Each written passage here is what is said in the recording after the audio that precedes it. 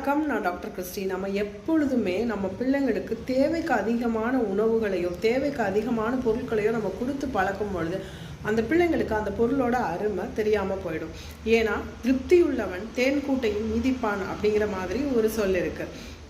ரொம்ப ஒரு திருப்தியான ஒரு மனநிலையில் இருக்கும் பொழுது எவ்வளோ இனிமையான தேன் ஒழுகுற கூட கொடுத்தா கூட அவனுக்கு அதோட மதிப்பு தெரியாது. ஏன்னா பசி ருசி அறியாது அப்படின்னு சொல்லுவாங்க. நம்ம பசியாக இருக்கும் போது ருசி இருந்து சாப்பிட மாட்டோம். பட் பசி இல்லாத டைமில் தான் இதில் உப்பு இல்லை, இதில் உரப்பு இல்லை அப்படின்னு சொல்லிட்டு 100 குறைகளை நம்ம சொல்லுவோம். அதனால ஒரு பசியோடு இருக்கிறவனுக்கு ஒரு கசப்புள்ள பதார்த்தம் கூட ரொம்ப இனிமையானதாக தான் தோணும்.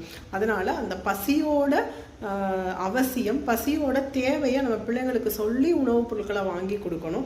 அல்லாமல் நம்ம பசிக்கிறதுக்கு முன்னாடியே அவங்களுக்கு அளவுக்கு மிஞ்சின உணவுகளை நம்ம கொடுத்து நம்ம செல்லமாக வளர்க்குறோங்கிறதுல நம்ம கொடுத்து பிள்ளைங்களை வளர்க்கும் போது பிள்ளைங்களுக்கு அதோட அருமை தெரியாது.